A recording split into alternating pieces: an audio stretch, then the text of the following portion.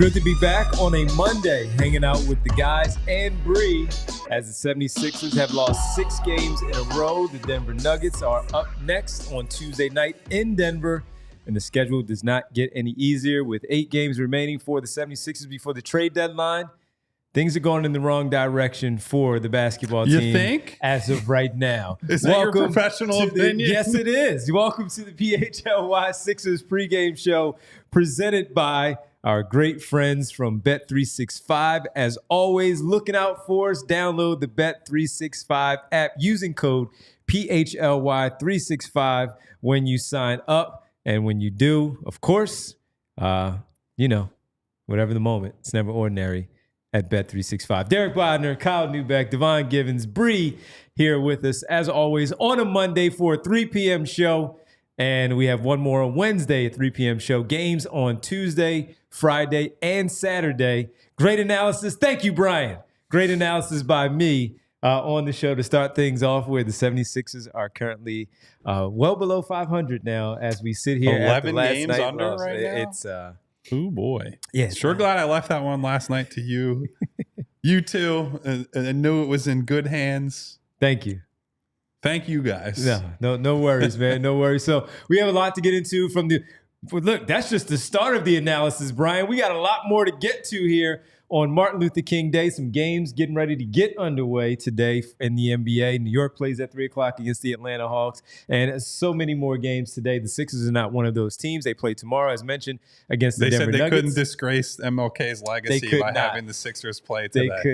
They could not. So here we are. And Kyle, since you weren't with us yesterday, but just more talking in general where we are. We'll get to Joel Embiid. Our show is today is going to be about Joel Embiid and if the team should shut him down, should they still let him go through these things that he's going through, getting back on the floor, helping him out as much as they can because we see what the record is. But with the Eastern Conference looks like as well, and they may not be right out of the picture as of yet. But just 6 games as far as the 6-game losing streak. We were all together on Saturday night, but Sunday you missed the game.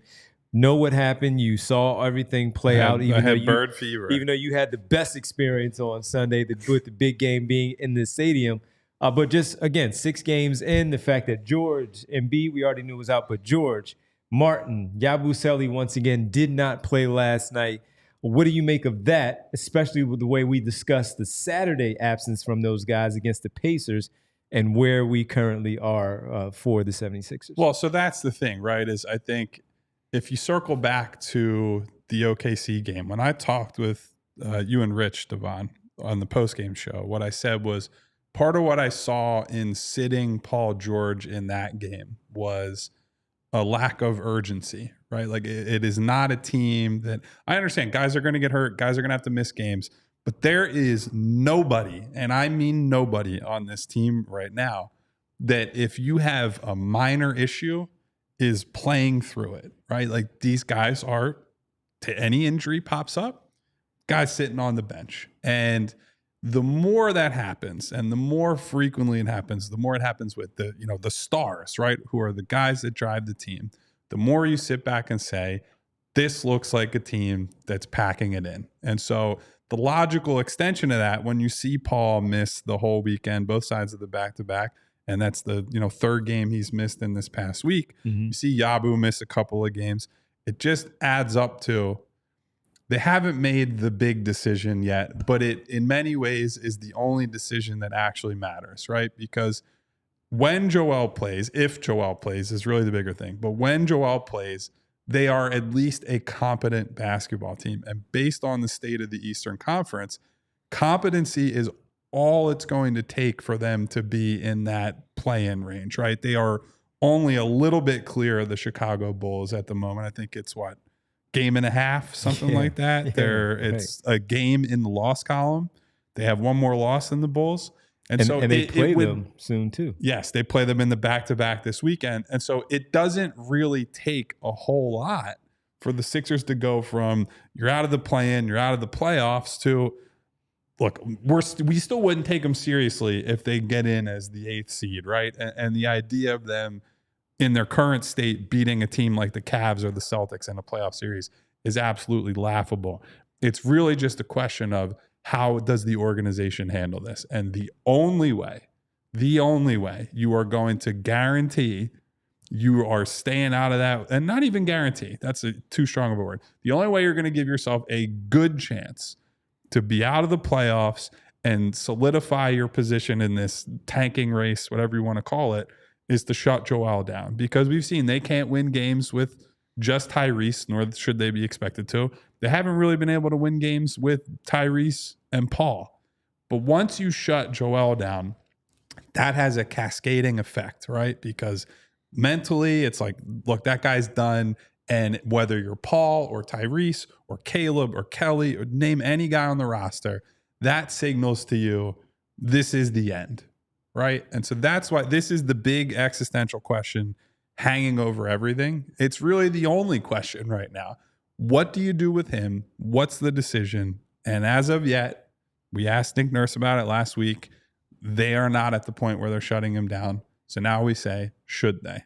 Yes. Yeah. Well, Derek, as we have been watching all these games together, we have 41 games into the season. Don't remind me of that. He has played 13 games of and the possible 41. And two of them he didn't finish because one he got ejected and one he got injured. Yes. So let's just call it the 11 and a half or 12 if you want to, just to take those two that he did not finish. But is it time for the 76ers to look at that as a real option for the rest of the season with 41 games remaining? Yeah, so I guess where I'll start off with that is sort of like all the side factors that go into that. There's obviously the draft pick, which is top 6 protected. There's how far you can move up in the lottery standings and how much you can actually improve those odds. And we'll get to that in a little bit as well. There's whatever small, there's what would rest do for Joel Embiid's long-term prognosis. Is that going to materially move his chances of being healthy next year? There is the chance to build chemistry, which Kyle has been hammering the point of he doesn't believe that you can just show up in the playoffs and be on the same page and contend. Well, I'm not at the point where I think... Contend is such a funny word to even think about right now. If, okay, you don't believe that Joel's ever going to be healthy for like 65, 70 games a season, well, then the remaining time together this year has some value. There's evaluating Nick Nurse, because quite frankly, he has struggled this year. But if he's going to be out there starting Justin Edwards and, Jeff Doughton, then you can't really evaluate him anymore either. So there's a whole bunch of things that you have to think about when having this conversation. And also there's like the 1% chance that Joel Embiid just happens to have a couple weeks healthy in April and May, and you squeak into the playoffs as a play-in and do something that nobody thinks you can do. And we can debate how small that chance is, but it's still there, and I'm sure it's something Daryl is thinking about. And then there's also just the psychological toll of having Tyrese Maxey run out there for 40 minutes per night, knowing that they can't win and knowing that the team and the franchise doesn't really care about trying to win. So there's all these kind of small little things that add up into one decision. And I do think it's not quite as straightforward. I think because of the lottery odds, because of how many teams are actively trying to lose games, because of how the odds don't really get close to even above 50-50 unless you get into that top 5, you are not going to move the odds that much where you can just ignore everything else. Do we have that beautiful graphic of the odds that Bree put together? By the way, it got really quiet with the heat. I think the heat might have just turned off in here, and it was. It better turn back on. So for those of you at home, this is what it looks like odds-wise, based on their position in the standings at the end of the year. The x-axis is where they finish in the lottery. So like first in this context means the worst record in the league. Second means the second worst record, and so on. Blue is the odds that you would keep the pick. Red is that you would lose it. So we would say the guaranteed keeping the pick is out of play, right? Yes. So Washington is the current worst team in the league at 6-35. That's borderline impossible to be that bad. Although I say that we've watched the Sixers teams that were that be bad. that bad, so it's certainly not impossible. By the way, the Sixers almost lost to that same team last week at home. This is true. So at 6-35, they are 4 losses worse, or 4 games worse than the next worst team, which is Toronto. So number 1 is off the table. Washington is not winning this year. Yep. And by the way, Washington has the second easiest schedule. So that's the only way you can convince yourself that, oh, hey, maybe they're just going to play enough bad teams that they're going to beat up on each other to some degree. Toronto and Washington, by the way, have 4 games against one another the rest of the way. Toronto should play nobody. They should pull 10 fans from the stands and say, you guys are honorary Toronto Raptors. But so if we pull Washington and Toronto out, then you start moving down. It's Utah at 3. Utah has 10 wins. They're actually tied with Toronto with the amount of wins. Utah is not going to add at the deadline. If there was ever a draft that you sell out for in Utah, it's the one with the white boy who's really good at basketball, right? Danny Ainge is going to do everything possible to give them a good chance. Then it's New Orleans. They have 11 wins. Charlotte also has 11 wins. I guess you could, we were talking about this a bit before the show. Charlotte's a team that I'm a little bit interested in as it relates to, tanking standings, where they have LaMelo, they have some guy, they have Brandon Miller, they have guys that they believe are long-term pieces. And so I don't know that they just want to say, hey, we're shutting everything down and we're not going to try to win. And so there's a little bit of a balancing act there. You could talk me into it. The problem for the Sixers is they have the tiebreaker in a bad way for tanking against Charlotte. So they would have to lose 5 more games than the Hornets the rest of the way. That's probably going to be pretty tough. That's very tough. Yeah, and the problem with the Charlotte Hornets too is LaMelo, after the All-Star break, he misses games. So after the All-Star break, right now, or at least the last tally of the votes, he was still right up there for the starters in the backcourt for the Eastern Conference. So with him missing games, they're just organically going to be bad still. And with that, it's going to be really tough really just health for the Sixers too. Yeah, because it's really going to be really tough because they're going to lose games. They're going to lose games when they're on the floor anyway. But with them, he misses enough games, and we've seen it again where Brandon Miller has also been dinged up a little bit from time to time, missing game. They already traded Nick Richards. He's in Phoenix right now. So even though he's not a key piece, he was a rotational piece. And now you're throwing out there Diakate as that backup guy to Mark Williams, and he is not on the same level as Nick Richards. So they've already begun. They've already started. And I think they'll probably be one of those teams that absorbs contracts for multi-team deals at the deadline, and they'll take on potentially some bad salary just to say, hey, we want to accumulate picks and try to set ourselves up. Worth noting, the Richards piece is important here, but they won 3 in a row and 4 out of 5. So of their 11 wins, 4 have come in like a week and a half. Mm-hmm. So a lot of that's going to come down to the decision. But so then we get past Charlotte. It's Brooklyn, 14-29. Portland, 14-28.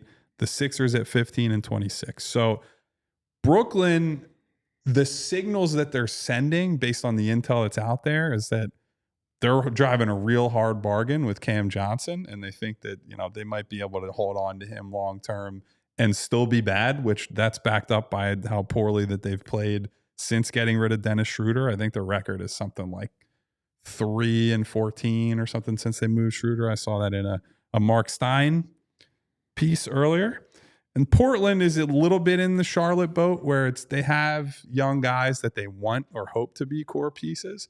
And will they fully bottom out? Will they fully just say, we don't care about this year, we don't care about the development? I don't know. So those are, I would say, of the teams left, it's Charlotte, Portland, maybe New Orleans if they decide. I would assume they're just punting the season. Those are the teams you're going to be tracking that are worse than them right now. I don't think they have a great chance to pass any of them if you're lining them all up, though. Yeah. No, I think, like you mentioned, there are a bunch of these teams, teams like Washington, Toronto, Utah. I think you can just cross them off the list. Throw them out. Not a chance. New Orleans and Charlotte, outside chance, but very small. Maybe best case scenario, you're able to catch one of those two, which gives you a chance at 5. 5, I think, 5th worst record would be the absolute best case scenario. But then you start getting into teams like Brooklyn, who expect to be huge sellers at the deadline and who should be much worse in the second half. Realistically, 5 seems like a pipe dream, a small percentage chance, but maybe like a 2 or a 3% chance. Really, I think you're probably talking about somewhere in that 6 through 10 range. And that's where, like, 6 gives you a 45.8% chance of keeping the pick. 8, 26.2% chance. Is that a material difference? Yes. And the 9th, 20% chance. Then you're not, the changes aren't that big there. There's a difference between 8th and 6th, but it's not so significant that, like, you throw, like I said, all those other considerations I mentioned at the start. You don't necessarily throw all those completely out the window. And if we're saying realistically 6th is kind of the ceiling of where they can get to, it's still worse than a coin flip that you keep the pick. Like those are not good odds. And so, like, you have to start from there, right? The Sixers could say, we're going to play the Delaware Bluecoats as our team. You can't do that. But so, like, last night. I'm saying worse. You're calling everybody out. You can't legally cannot do this, right? You're doing something that is not legal by NBA standards. You bring the Delaware Bluecoats up, and they are the full roster of the Sixers the rest of the year. No Maxey, no Paul, no Joel. You're still only probably getting to that slightly worse than a coin flip type of odds. And that, it has to be something that people are, I think, mentally prepared for. Because, look, I'm not saying anybody's wrong that wants to shut Joel down. And we're going to get into some more of this in a minute. But even if you do, and even if you do everything else that goes along with that decision, you are far from any kind of guarantee that you keep this pick, let alone win the lottery. So just got to be clear-headed going into it, no matter what position you're coming from. Can you imagine the gut punch if we spent the next 3 months watching complete garbage basketball, pissed off Tyrese Maxey, who's just, quite frankly, not used to losing, and I think he's showing signs that it's really taking a toll on him. Yes, Don't get a chance to evaluate the big three together at all and build any kind of chemistry, and then OKC still gets the freaking 6th pick in the draft or 7th pick in the draft. Oh my gosh, that would be a gut punch. Well, good for the Sixers that here's their schedule before the trade deadline. Denver tomorrow night, at Denver Friday, home for Cleveland, just the best record in the Eastern Conference. Chicago on Saturday, that's the second night of a back-to-back after playing Cleveland. Then the following week, a back-to-back at home on Tuesday and Wednesday. Lakers-Kings here in Philadelphia. If they lose to the Lakers, you know it's Jover, because that Lakers team is a mess. It is a mess. Denver on Friday as part of their home schedule. Again, then they host the Boston Celtics on Sunday, the Dallas Mavericks on Tuesday, and they also host the Miami Heat on Wednesday. The final game before the trade deadline, the game after the trade deadline, will be Friday at Detroit. So Denver, Cleveland, Chicago. Los Angeles, these are all at home now going forward. Los Angeles, Sacramento, Denver, Boston, Dallas, Miami. So they do play at home, but they're not that much better at home than they are on the road, especially when you have a 15-win record through 41 games. You're just not that good. So to both of your points, things are still up against them. While they do have a 6-game homestand, they also have some tough opponents opposite them, minus the Los Angeles Lakers that you're talking about. But on any given night, the Sixers are, as we've called them, the get-right team. And to get right, the Lakers might get right that night. What a horrible thing to be, man. That guys just come in and like, oh, circle that date on the calendar. That's when my hot shooting stretch begins, is against the 76ers. By the way, 3 of those games are nationally televised. The Lakers, of course, Denver here in Philadelphia, and Boston also here in Philadelphia. Yeah. All 3 of those nationally televised games. We'll get to the Joel Embiid side of things when we get back to talk about him and how he fares in all of this. Should the 76ers look to shut down Joel Embiid for the remainder of the season? We'll talk about it on the other side right here on the PHLY Sixers Podcast, presented by Bet365. And I got to tell you about our good friends at TrueMark. Did all that holiday shopping leave you with a credit card balance that's weighing you down? Think about this. What if you could pay it off faster and with 0 interest until 2026? It sounds too good to be true, but TrueMark Financial is offering 0 interest on balance transfers for the next 12 months. So all your payments can go toward reducing your balance and not just covering interest. Here's the play. Transfer your existing balance from another institution to a TrueMark Financial Visa credit card. Take advantage of this amazing offer, but you do have to hurry. You must apply by February 28th 2025. So that's, a little over a month from now. So whether you're interested in earning rewards, cash back, or simply prefer a low rate for everyday purchases, with TrueMark Financial, you can choose the credit card that best fits your needs. So visit TrueMark.com/compare for full details and to apply today. TrueMark Financial is federally insured by the NCUA. They are an equal opportunity lender. Terms and conditions apply. All loans subject to approval. 3% balance transfer fee applies. Standard rates apply after the promotional rate. And once you get that money all situated there, you can maybe purchase some tickets for the NFC Championship game, huh?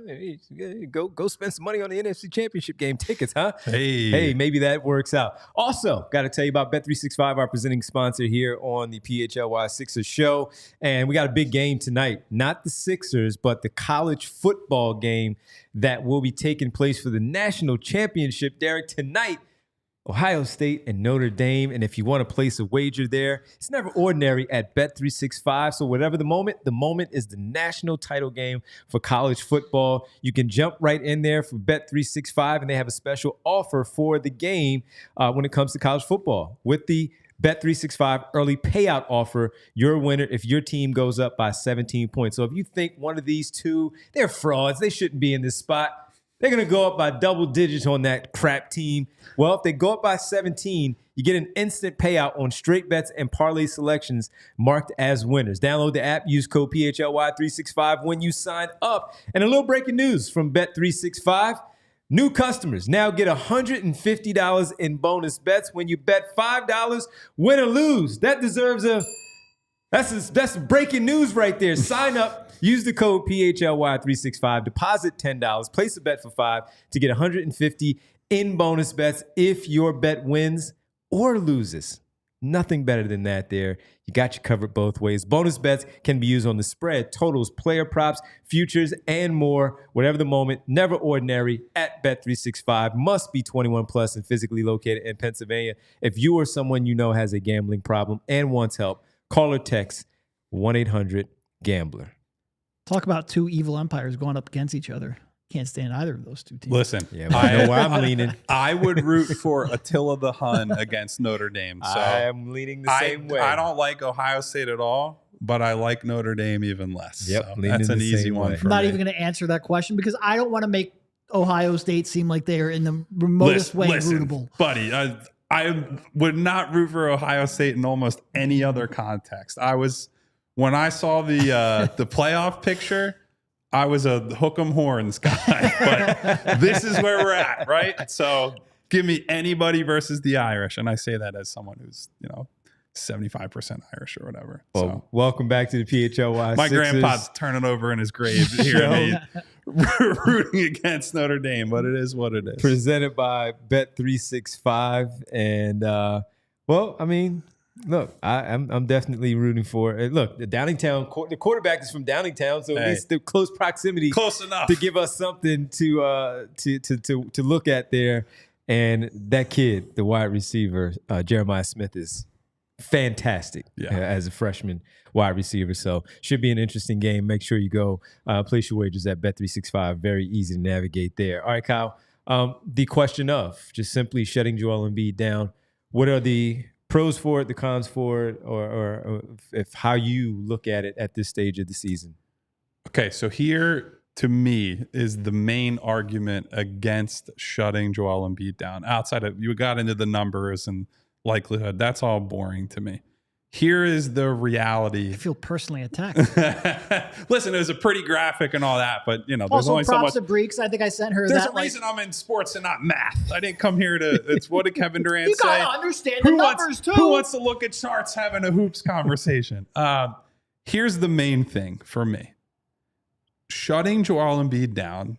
As far as I know, as I understand his issues with his knee and the problems moving forward, will have a 0.0% positive or negative impact on whether in the future he can continue to play games, play at a high level, and stay healthy over a long period of time.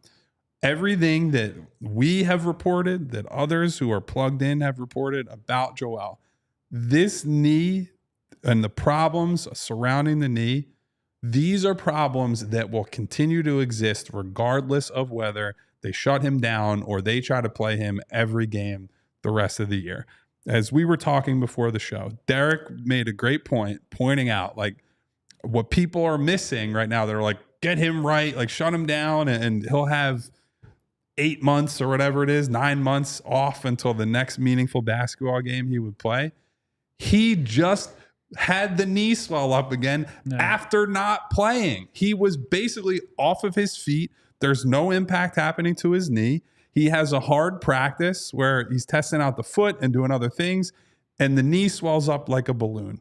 And what I have heard and been told as I have looked into the situation with Joel from the start of the year is that when they signed Joel to that big extension, doctors essentially said, look, it's a management thing moving forward. That, you look at a guy like Chris Paul, right? I've brought him up multiple times. Chris Paul's played without a meniscus in one of his knees for, 15 years, 17 years, whatever it is. It's been a long, long time.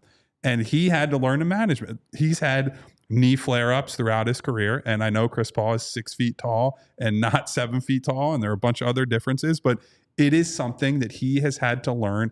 How do I avoid pain and swelling and everything else as much as possible? But you just can't outrun it. You can't run away from it. It's something you have to deal with.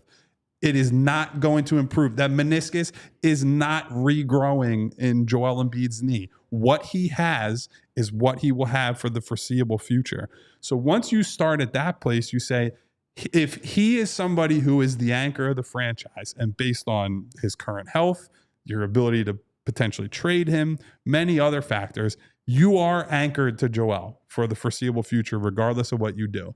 That being the case, he has to play in order to figure out, like, this is my baseline.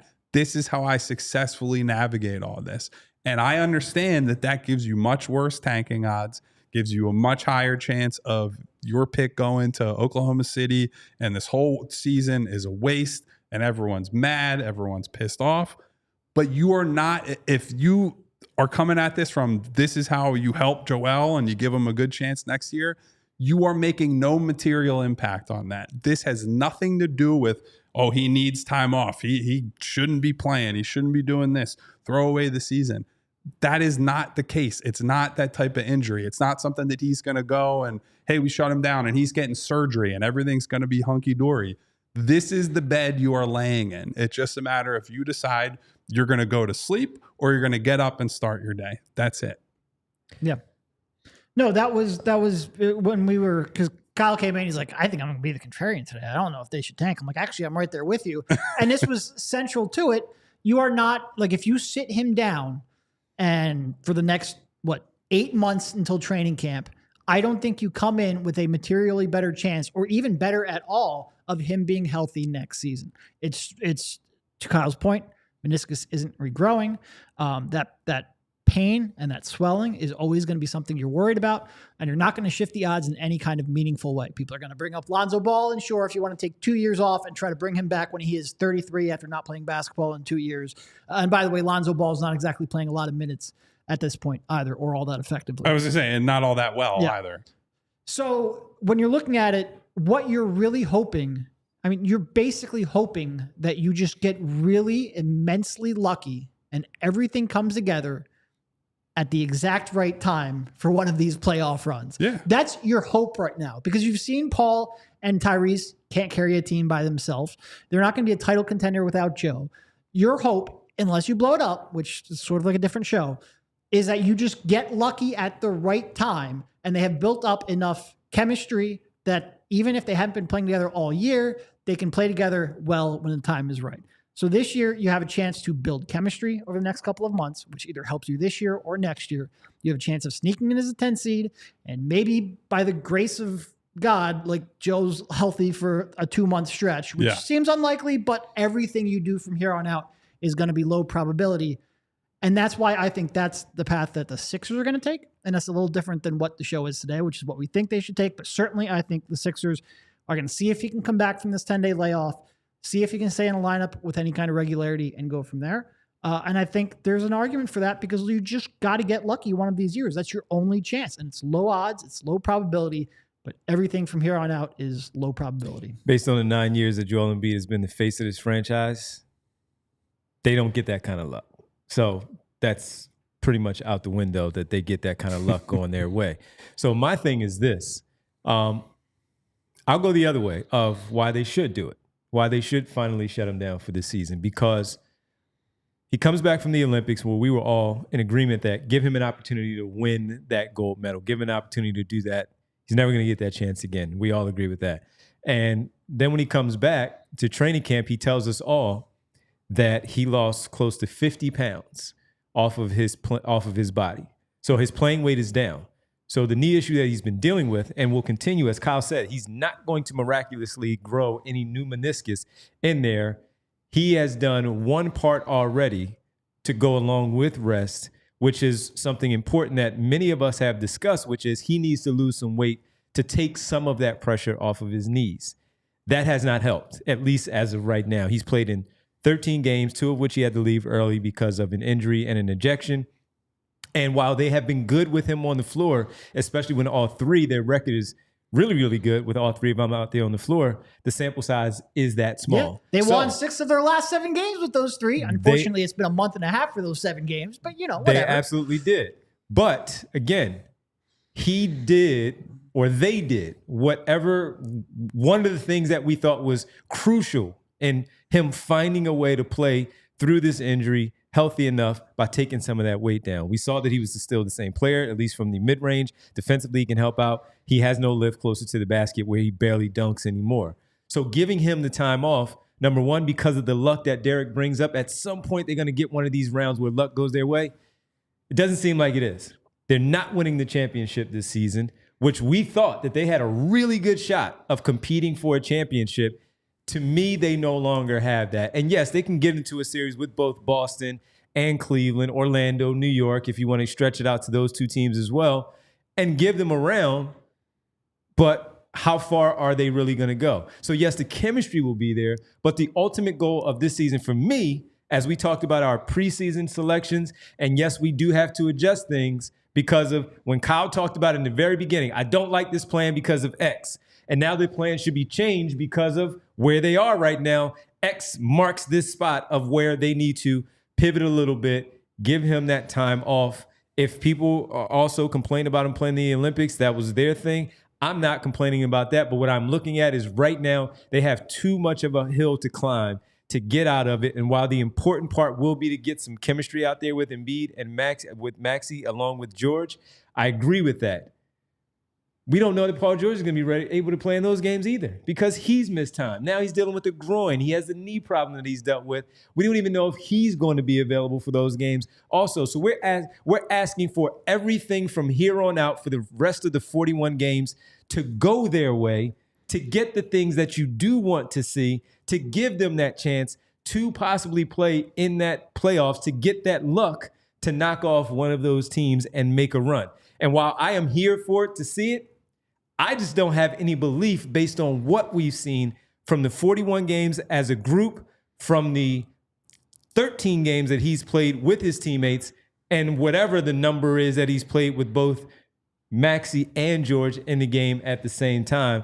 I just don't see that in their near future for that to happen for the remainder of the season. So that's why I go the other way, since we talked about those things. And I don't disagree with the things that you're saying, but I'm just looking at it as on the other side of there's no way in hell that happens for this team this season going the rest of the way. And I was right there with you when they had the 9-3 December. Oh man, they won 10 of their last 13. Watch out, everybody. Let's look at the stands. They're only 2 games back of the Chicago Bulls. By the way, the Bulls play the Clippers tonight. They're going to lose that game. They're going to lose the game. And they're going to chop that half a game down for the Sixers to, again, hang around long enough. But they're just not good enough.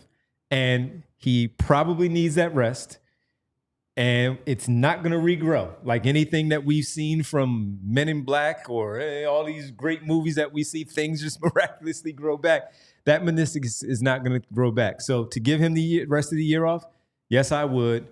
And go into the season where we are not looking at a situation where we go to training camp and he's not participating in training camp. he's able to do that, maybe play a couple of preseason games and be ready for the I said maybe. Be ready for the brother. Be ready, ain't no baby. For he the ain't playing start, the preseason. Be ready for the start of game 1 of whatever team they're playing against in mid-October to kick off the 25-26 campaign. Let me bring up another reason why you would consider playing him and not shutting him down. And this is for the people who don't want to deal with Joel anymore. This is for our guy Vince. This is for Maury's Yams in the chat today. This is for a lot of you. You cannot trade him. How do you trade games. Joel Embiid this offseason if you shut him down right now? By the way, I'm not trading him this offseason either. So what is your sales pitch to a team that you're trying to trade Joel to if he finishes the season getting through 10 total full games, right? Because even the amount of games he's played, he didn't get through all of them. He broke his sinus bone in one of them and got ejected from another. He has completed 10 basketball games, and all the information is semi-public about this guy's knee, right? Where he has it balloon up after a hard practice, preparing to get out on the floor, where they extend him and they feel good, and then everything goes wrong. What is the case to make up a team? Let's say Houston, right? Ime Udoka was an assistant here, really likes Joel. Şengün is a center that it maybe is very good. It's interesting. But is not in the Ime Udoka mold. And right. They just say, hey, we're in the Joel Embiid business for whatever reason. How do you go to Houston and say, you should give up anything but trash contracts and no picks? How do you even tell them you shouldn't, as the Sixers, shouldn't have to incentivize them to take the contract if you shut him down the rest of the year? You need to think about it from another team's perspective, because if you're just saying trade him for anything, like trade him for expiring contracts, get the salary off the books, okay. But if you actually have any aspirations to try to win in the next 5 years, you need to take whatever would come back for Joel Embiid and turn that into something that can play next to Tyrese Maxey and help Maxey succeed. Because if that doesn't happen, then you just got to trade everybody and everything. I don't think there are a lot of people who are on the trade Tyrese Maxey corner. So you just tell me logically how you get from shutting Joel down right now and you don't believe in him as a franchise guy. That's fine. But then sell me on how you trade him. What is the case to be made? He didn't look all that. He had one good, very good stretch at the Olympics, but just one, and otherwise was ineffective playing with the greatest collection of basketball talent in the world. He's played 10 total NBA games and has a horrible, horrible, horrible injury track record. You are not trading that guy if he sits the rest of the year. Point blank. Not happening. There are a group of people who think the extension is going to be the worst extension in the history of basketball. And it's a Venn diagram of a perfect circle of people who also want you to go out there and trade him now. Well, if that's true, it can't happen. Then you're not only are you not going to get any value for him, but you are going to have to attach picks to do so. And then you're tanking and you don't even control your picks. So yeah, it is a not great spot to be in. And going back to your point, I would be, if I felt like they could get up into that fourth worst record where you have an 81% chance of keeping that pick, I would be a little more gung-ho about shut them down, do everything you can to get the best odds at the number one pick and the best odds to keep your pick. But here's the thing. Let's say you end up, let's say it works out. You end up with the 6th pick in the draft. You keep your pick this year. All right. Well, as excited as I am for Cooper Flagg and Dylan Harper and maybe one or two prospects, I'm not sure a 6th pick's necessarily going to be a franchise-changing talent. Yeah. They're a good player. You might get a good player. You might, but it's your odds are decreasing pretty quickly at that But we've point. Also talked about this team doesn't have enough depth, and you get a nice, young, talented that's player. Not going to matter. Anyway, regardless, that means that you then owe Oklahoma City a top 4 protected pick next year. So you're losing one of these 2 picks regardless of what you do. And if Joel Embiid can't consistently play basketball, you're losing a good pick regardless of what you do. So it really comes down to me of, there is no way to sort of avoid this. If Joel Embiid doesn't play basketball, you're screwed. You're just screwed. The one thing before we get to break is normally you would go back to, well, there's always one team, one general manager, one coach that thinks that they can. And I generally believe that's true. So I agree with that. So my point was, it's different though, because you're looking at the Sixers side where you want back some good stuff because it is Joel Embiid. It is not Andre Drummond. You want some good stuff back, and that's where you won't get that type of package deal back in any trade for Joel Embiid. When we come back, we'll keep going with this conversation. A couple of interesting things in the chat about this discussion that we can throw out there. Keep this thing going of what it looks like. Should Joel Embiid stay on the floor this season? Should they just shut him down for the remainder of the campaign? We'll discuss it all when we get back right here on the PHLY Sixers Podcast on a Monday. They won a big game yesterday. The Birds did. Presented by Bet365. And if you want Joel Embiid on the floor, I got to send him to my folks at Rothman. If you guys are right that they might have a chance to win in the playoffs, Rothman is the place for Joel to go. Playoffs. I didn't say anything about playoffs. Yeah, well, we did a little bit talking about it yesterday. Only a couple of games out of the play-in tournament, man. Get pumped so Josh Harris can make some more money playing a play-in tournament game. All right, Rothman's 200-plus fellowship-trained physicians, subspecialize in specific areas of the body and a multitude of orthopedic services, including hip, knee, spine, shoulder, and elbow, foot and ankle, hand and wrist, sports medicine, all of which are right now hitting the Sixers locker room, which is why they cannot play all of their players. Rothman proudly serves dozens of communities across Pennsylvania and New Jersey with 30-plus convenient offices, urgent cares, walk-in centers as well. Patients will find the full spectrum of orthopedic care at Rothman Orthopedics, from diagnosis, discharge. They provide their patients with every service and procedure necessary, such as x-rays, orthotics, and bracing, MRIs, physical therapy, and more. So if you're worried about the quarterback for this upcoming championship game in the NFC, he needs a good brace, you need something for the shoulder for your talented rookie cornerback, Rothman Orthopedics is the place to go. For more than 50 years, Rothman has participated in thousands of groundbreaking research and clinical trials with the goal of advancing knowledge, developing treatments, and improving outcomes for the benefit of our patients. I am a walking billboard for Rothman because of my ACL and Achilles being repaired by the great people there. Rothman Orthopedics, they specialize in orthopedics, and you visit rothmanortho.com/PHLY to learn more and make an appointment today. Do they do meniscus replacement? We should ask them. They did mine in my ACL. Yeah, it's all good. Look at that. Look at the flexing and blade. We also want to tell you about Glatt. Anyone can buy equipment and say they do hair restoration. Only Glatt Hair Restoration by Morgenstern Medical offers decades of proven results using an innovative approach and delivered by leaders in the industry. Glatt Hair can help during all stages of hair loss with leading-edge treatments for prevention and restoration, including laser light therapy, non-invasive TED treatments, vitamin supplementation, topical and oral medications, PRP and stem cell restoration, and hair restoration surgery. Each patient receives a complimentary one-on-one consultation to pinpoint the best course of treatment. Caring patient advocates work with you from the first phone call to the last follow-up visit. They understand that this decision can be emotional and challenging, and they're here to help make your experience simple and stress-free. Look, watching Sixers basketball is very, very stressful. Glatt Hair isn't just about restoration. It's about innovation. Their breakthrough treatments really do dramatically change lives. Change your hair, change your life. Bald is now optional. If you want to improve how you look and how you feel about yourself, Glatt Hair has the right treatment for you. Regain your confidence. Visit glatthairmctr.com or call 610-980-4000 to get started. All right, welcome back to the PHLY Sixers show here, presented by Bet365. An interesting one when we're talking about the time that they need on the floor to gain that chemistry, that camaraderie overall. Aaron Teixeira says, team building this summer becomes very difficult not having seen the big three together. But Derek, wasn't that the same spot that we were in before the season where we didn't know? And we still don't know, but is it that much different from where we predicted that they would be? We did. Kyle did not. Over 50-win team in the regular season and a second round run once again.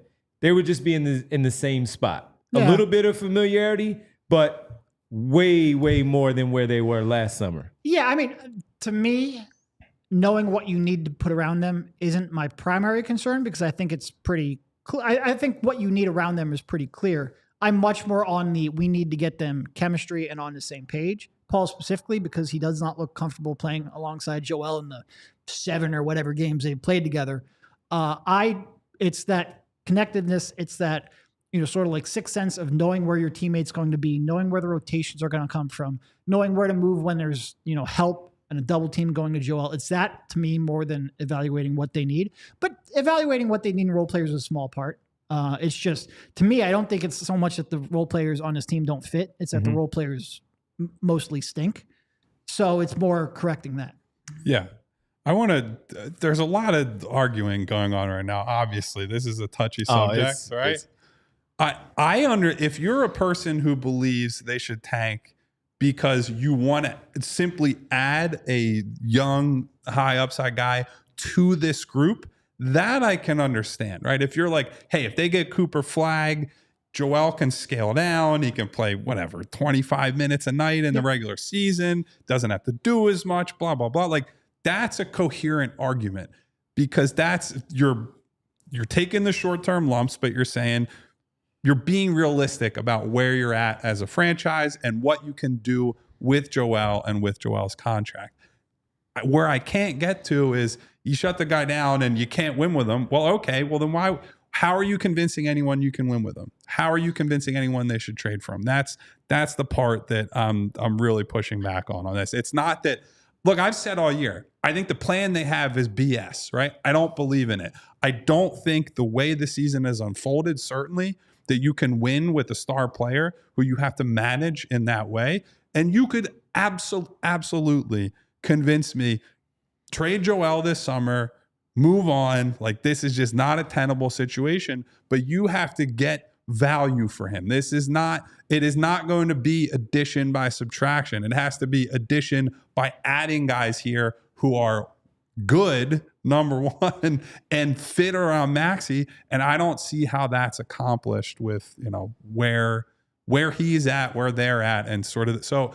And I get it. It feels hopeless to be in that situation, right? This is the most stuck the Sixers have felt in a long time.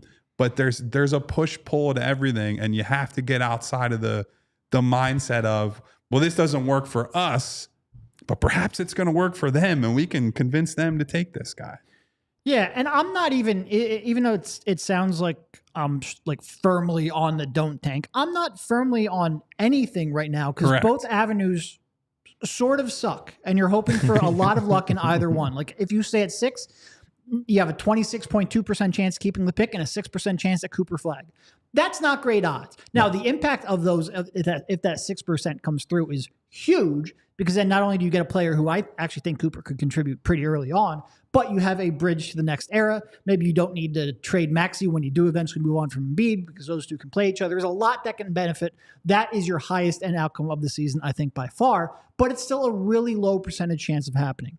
So I think what my angle on this show specifically is just pointing out all of the, potential problems in that path ahead towards tanking, or the limited upside in tanking because you can't go that far, that high. Point out some of the things that you will miss out on if you do pursue tanking to the degree you would need to, and just present everything so you all have more of an informed thing to base your own opinion on. Yeah. Because I do think this is one of those where it's like, there are arguments for both, there are arguments against both, and both pathways kind of stink. I do think if you're looking at this as, well, I want to tank because I just want something to be hopeful for. I get that 100%. I get it. And I'm going to be honest, when we're watching a game, my head goes there sometimes too, because gosh darn it, I just need something to be hopeful for about as well. So I'm not trying to talk you out of tanking. I'm just trying to present the entire picture so you can have a more informed conversation yourself, an informed opinion of this is all the things that factor into it. Yeah. And look, I would put myself, if you were to boil down my whole opinion here, I do think they should do it only because of that degree of hope, not because it's going to set them up for, oh, they do this and they get Cooper Flag, right? It's at least a plan. It's at least a start to say, we're going to try to do everything we can to get this pick and keep this pick, because it's a lifeline, right? Because if you don't keep that pick, you're just boxed in from so many different angles. The salary structure is locked in. Your upside guys are 2 small guards, right? We don't have to have this conversation now, right? But like Maxey McCain as your hope is good. Like they're good players, they're high character guys, and they bring a lot of skills to the table, but not sure that's going to be a workable backcourt moving forward, right? So like getting another young upside prospect in here that isn't like them, right? Someone who complements them rather than forces a conversation about, which one do you choose and how do you allocate your assets, blah, blah, blah. That would be important to me. And because I think you need another guy because you're tied to Joel Embiid. He's probably not going anywhere. And with the present construction, I don't see how you get where you need to go without at least one other high-level player on the roster. Because Paul George is having the season he's having. Maxey, we've talked about his limitations a ton. And Joel, everyone in the chat today who's all for tanking, you guys are all aware of the pitfalls of Joel Embiid. So I would do it, right? I would try to sell out as hard as I possibly could for one swing in the lotto and let the chips fall. But it has a lot of pitfalls and it has a lot of other issues that you have to deal with. To me, it's not even really the pitfall. It's just the limited upside of selling out. Because I don't think there are 5 teams you have like no chance of catching. It's just there's less urgency to be proactive. And because of that, I'm a little more willing to give Joe one more chance to see if he can come back. Because he did work so hard losing the weight, because he's gone through all this, because yada, yada, yada. One more chance. But I'll tell you what, because right now, I don't think of anything like 100%. Like, 100% they have to tank. That's the right solution. I'm always a percentage. Right now, I'm like 55%. Give Joe one more chance to come back and see what happens. But if he comes back, plays 2 games and is out, I could be 90% tank and that. Like, we could be sitting here mid-February and I'm like, no, you got to commit right now. And that honestly, that just seems like that is what's going to happen. I agree. It's not the plan. I agree. It's just he's going to get out there. He's going to look like Joel. He's going to drop 30, grab 12 boards, and then he's going to be on the injury report for the next game. We're going to be like, all right, it says questionable. Then he's out. Then they do it again. Then they do it again. And we're like, all right, come on, man. I mean, at this point. And it's not a disaster. And it's not blaming him. No. Because if he's hurt, he's hurt. But at that point, things have changed, as Kyle said from the very beginning. Don't like this plan.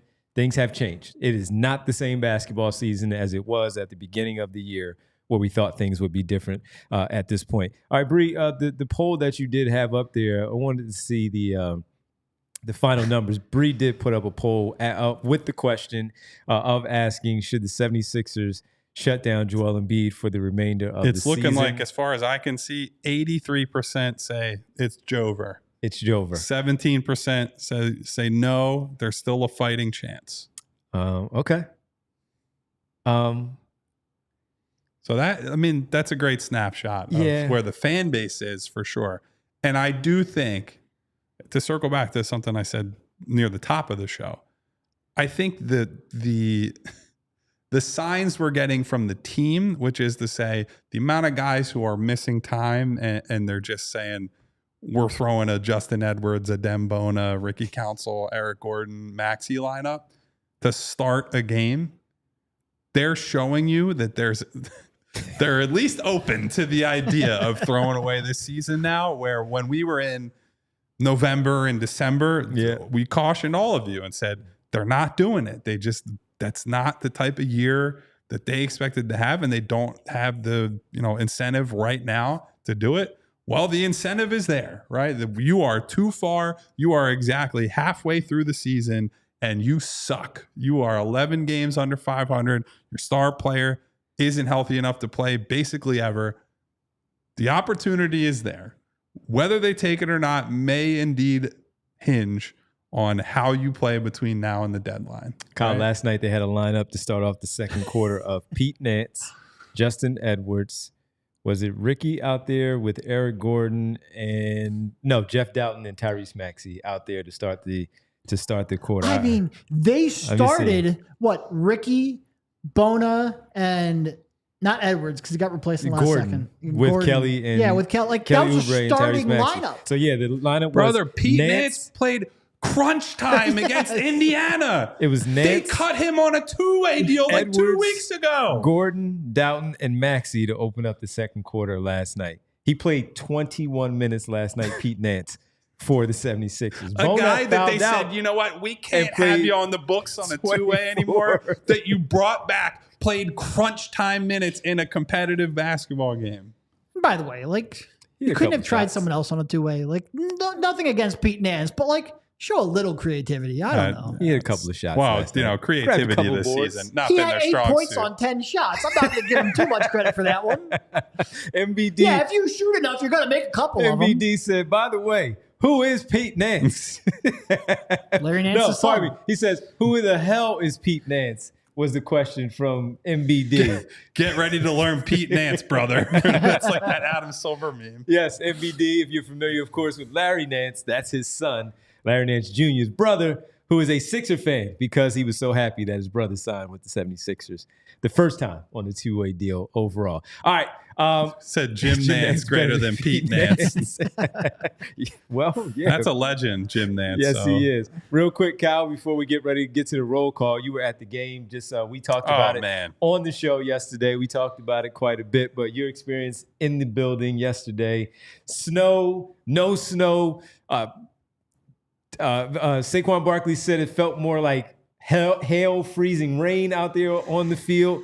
Your experience in the building yesterday. Amazing. I mean, it's one of those games where you basically know as you're at it, this is a classic game, right? The snow, the big plays, the late drama. It's like the only thing in my head is like, I don't want to be at a classic game that they lose, right? It's like you want it to be a classic game that everybody remembers, and it's that feeling of like, man, hopefully they go on to win it all. And it's like, that's part of this journey, right? Because, I mean, the regular season Snow Bowl game that they had was a game that was instantly like, man, that was amazing. I wish they could have snow games all the time.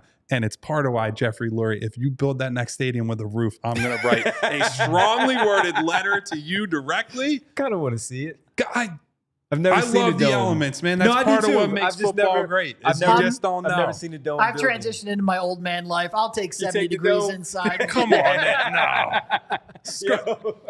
Get these sorry dome teams away from me. But no, amazing. Yeah. And honestly, I have so many strong takes watching Jalen Carter, man. That kid is unbelievable. Thank you, Chicago Bears. I said to you before the show, Devon, to me, this is something I didn't really catch at the game because it's anarchy and I was far away from where this play was. But that moment where he gets that big sack on the final drive and, acknowledges it, celebrates it, but has the presence of mind to be like, no, we need one more, right? Like the job's not done. And to be a young kid in that situation and say, that's an incredible play, game-changing play, basically won them the game, pushing them back a little bit there, but still be like, I got to lock in. We're not done yet. That was awesome. And it's awesome seeing him grow before your eyes. It's awesome seeing, I tweeted about Nolan Smith last weekend, but that guy being a consistent impact guy now is incredible based on where he was at end of the preseason playing in garbage time with guys who are, going to be like out of the league or on practice squads. And this is also because you signed Bryce Huff. He's probably going to take those snaps. Brandon Graham is still there. Josh Sweater's there. This guy's not going to play as much. He's not going to get a lot of those defensive snaps. Here he is. He and Jalen Carter, this is the tap on the head. And he's like, all right. Fran sends us all the tweet about, these guys have the connection and like the presence of mind to this be is what thinking of stuff like that. My guy is telling me, hey, let's run this pick. And he goes in there and he makes that play. Man. He was fantastic. Listen, I don't get to with the Sixers. The fandom that I had as a kid was drained out of me a long time ago. As you become a professional covering the team. Mm-hmm. The Eagles are still a team that I can go and it's like I feel like I was as a kid, and it's just you guys can probably hear in my voice. I am not yelling darkness today during roll call because my voice will crack like I'm going through puberty again, and I just had a great time, being at tailgates and going to the game, being amongst the people, so to speak. It's a grand old time, and here's hoping they get one more at home before going to the Super Bowl. And real fast, if you're watching on the television side, we really appreciate it. If you want to continue to watch the roll call and any final thoughts on the Birds, head on over to allphly.com. I have had chances in the past to cover other sports, specifically the Phillies, and it's been a hard no because I need to keep some fandom in me and some teams that I can just be completely irrational and be in the middle of a chat and be screaming stuff and not have any logic in there and just pure emotion, pure anger, pure frustration, pure heartbreak. That is 100%, and that would have been a great game to be at. I've had an that opportunity. Barkley play, that run. So that's where I was like going. One of the top 5 in the last 30 I'm not years. ashamed to say I was jumping up and down in the stands, just losing my mind. I've been to maybe 3 or 4 games this year, including the win last week, and you got this one. I was jealous because of how he played. I've seen the big runs from him in that building. But that one yesterday, and especially that second one where he started smacking his helmet at like the 40-yard line because he was dusting those dudes behind him. He was gone. And to be able to see that twice with those big runs that he had, man. I was in the end zone, that end zone that he ran into, and the same one that Jalen ran into for the early first score rushing touchdown. And it's cool on any big play, like passing plays, when you see a guy get open deep and just you feel it build in the crowd, like, he might get one. It's the same thing for a running back when there's a big play, right? Because you see the hole open, he gets by the one guy he's got to beat, and it's like, there's 60 yards of pay dirt in front of this guy. He's going to go. And so that's just keep your footing. Don't fall over yourself. I do think, too, like connecting the fandom to what we do, like I think it makes me a better conduit for you guys to the Sixers, that I still have the passion and the fandom for not just the Eagles, but, the other Philly teams. And then you guys know I got the Liverpool hat baseball? on, right? You got that baseball passion still in you? I mean, baseball is very low down the sports pecking order for me, but it doesn't mean that I can't go and, for example, enjoy a playoff game with Derek. Thank you to Vince for that one. But it allows we'll forget everything that happened in that series after that moment. Like you said, a big moment, but unfortunately they lost. Yeah. So I still feel like I have a hold on, this is what it's like for you guys and for my friends and for my family, living and dying with these teams and feeling that passion deep in your soul, that even though I don't quite feel that way about the Sixers anymore, and it's more like professional capacity, all that, I can still channel that. And so when you guys are pissed about Nick Nurse or Daryl Morey or Joel or whoever it is, I still feel like that keeps me in tune with you guys. And so that's why, as Derek points out, it's important for me to not go to those games in a professional capacity so that I can be a psycho along with the rest of you. Yeah. No, if you ever saw my office and my studio, it's just decked out in Phillies and Eagles memorabilia, specifically from the 2 title runs. Yeah. And even just that would be weird if I covered the team now. And it's well, what do I do with all this stuff? You can't really unwind your fandom in that sort of way. No, it is, to Kyle's point, just as being a conduit to the fans, I always think back to 2008. Because that was the first time our generation saw a title. Yeah. And I was lucky enough to be there for Game 5. I was there for the parade. And it's just everything that I've ever argued about the Sixers and about team building and all that stuff, it's to get back to that point so that fans can experience that. And I think that's in large part why I've taken such a team building aspect to trying to cover the team, is because that euphoria is just so intense and something that sticks with you for so long and makes so many painstaking moments worth it that you just hope it comes to be. Yeah, man. And there was just a range of emotions in that game yesterday with the weather, with the drop passes and the Rams coming down there. With Dude, the I ball. still can't believe AJ dropped that one, man. No, so that was the opposite side. But look, that Jalen had issues passing yesterday. That's a great throw. And that's to the guy you want, him or Smitty, in that situation, having that opportunity. So I'm glad he got the one big conversion, AJ, yesterday. Yeah.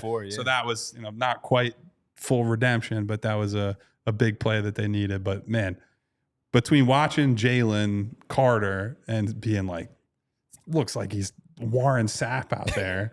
That dude, and then man. Saquon, I tweeted after ZB had a great story at allphly.com about Saquon. He had another story as well. So you guys should go read their show. All that. Yeah. He's been killing it. The whole Eagles team is killing it.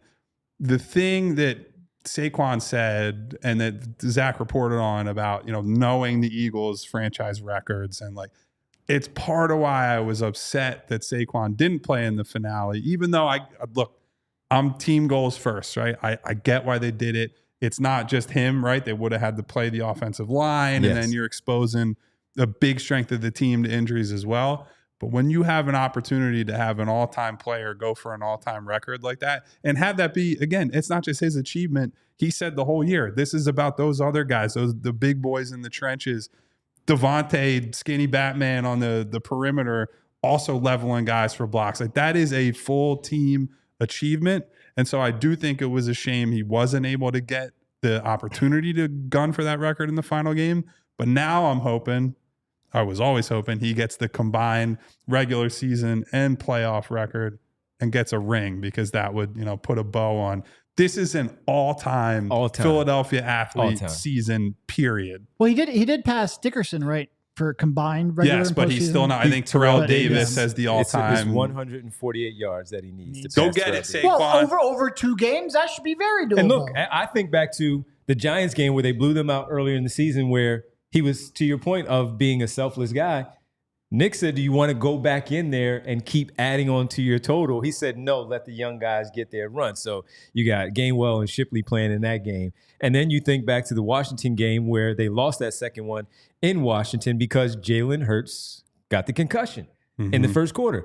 Totally changes how you run your offense with Kenny Pickett versus what you have there in Jalen Hurts. So he probably would have beaten the Eric Dickerson record, and we would have been looking at that one and then the Terrell Davis record for this one. But, this is an all-time season. And we will forever make fun of Joe Shane and Mora for what the Giants did.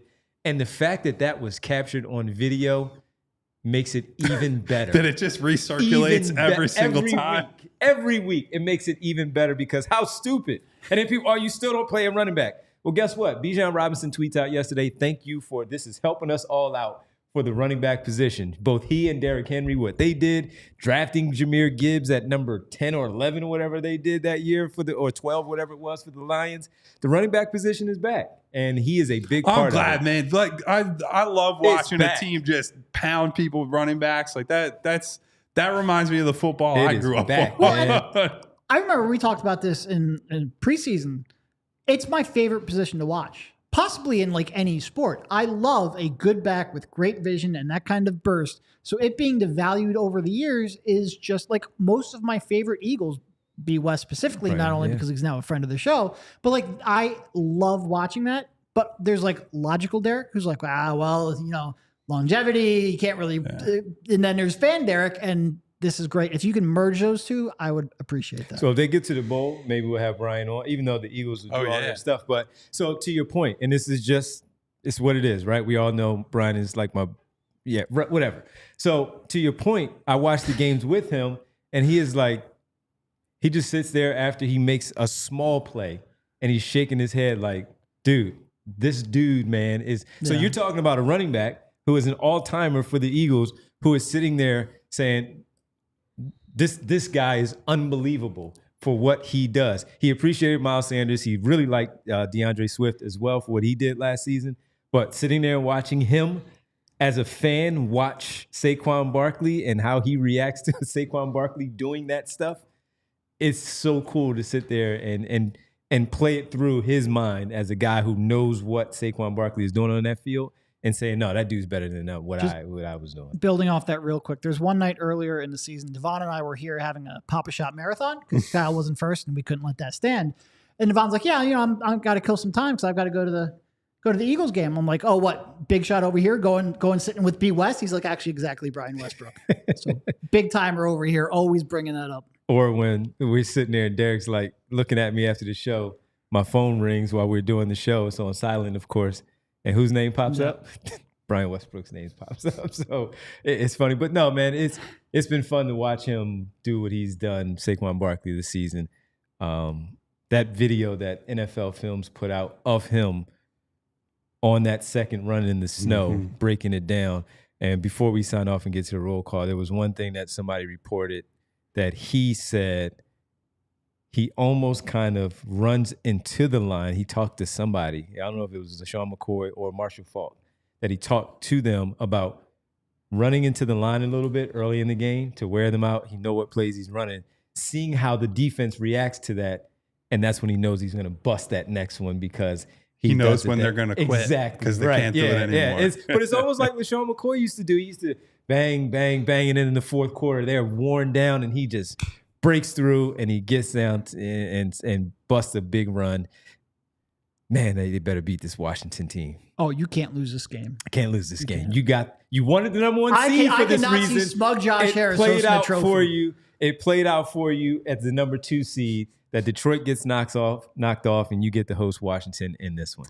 All right, we can talk football for a long time, but we're going to get out of here. We got plenty of time this week to do so, heading up for the NFC Championship game. And Derek, it is a 3:00 game on Sunday, as we were predicting. Maybe the Sixers will beat Denver tomorrow, right?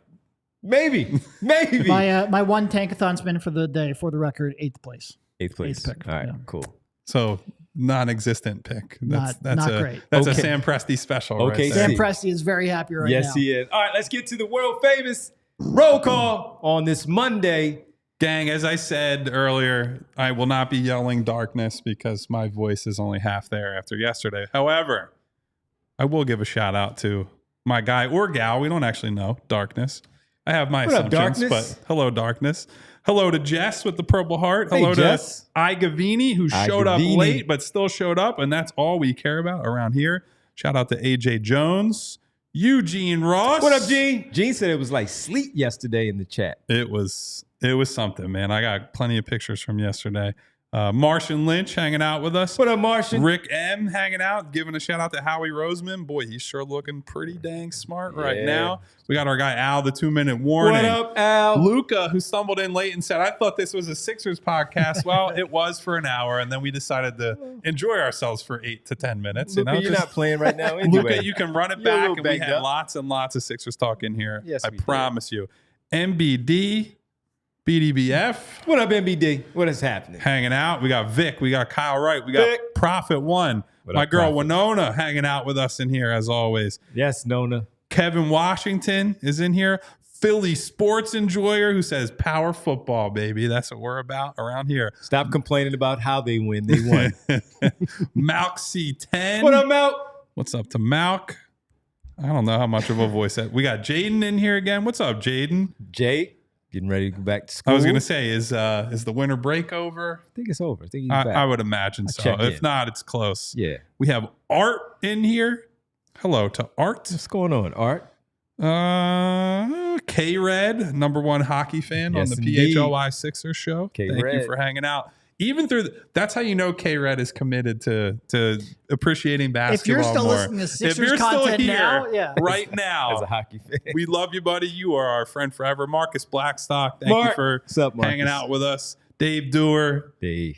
Vegas Dev. Is that you when we go to Vegas? Vegas Can Dev? be. Can be. That's your alter ego. My alter ego. And thank you to Fresh Prince 215 and Keith B and Ike O. Prince. And a couple more. F. Chillaxing. Always chillaxing. And Paul Simpson. Thank you, everybody who was here today. If you have not already, hit the subscribe button, hit the bell icon so you get notifications each and every time we go live.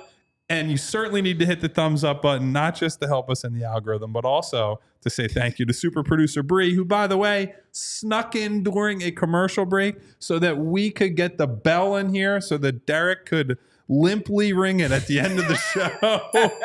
Thank you to Bree, as always. Thank you to you guys. We'll be back for post-game tomorrow night and pre-game for the Denver Nuggets matchup out there in Denver.